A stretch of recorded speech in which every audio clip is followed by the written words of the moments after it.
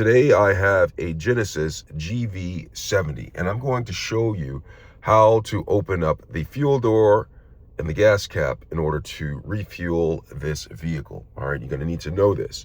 But before I get started, if you found my video helpful in any way, can you give me a thumbs up as well as subscribe to my channel? I'll appreciate it tremendously. All right, let's get going. So I'm in the Genesis GV70. In order to open up the fuel door on this vehicle, what you'll do is, first of all, I'm going to turn the vehicle off because you never want the vehicle on while you're refueling. So I'm going to turn the vehicle off. My vehicle is in park, okay? So that's good to know. My vehicle's in park. And if you want, have the parking brake on, make sure on a level surface. So once you've done all that, I'm going to open up the door. I'm going to open up the door. I'm going to come out and I'll walk around. Make sure the doors are unlocked. And when they are, you come back to the back of the vehicle and you see this panel right here. This is the fuel door.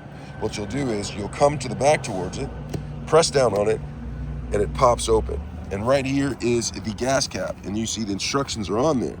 So what I'm going to do is going to the right is for to close it and lock it. To the left is to open it.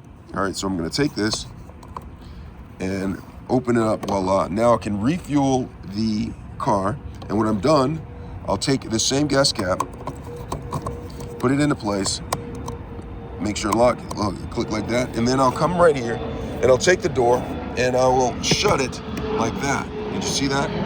And that is how you open the fuel door and gas cap, as well as close the fuel door and gas cap on a Genesis GV70. I hope this has been helpful. Thanks a lot for watching.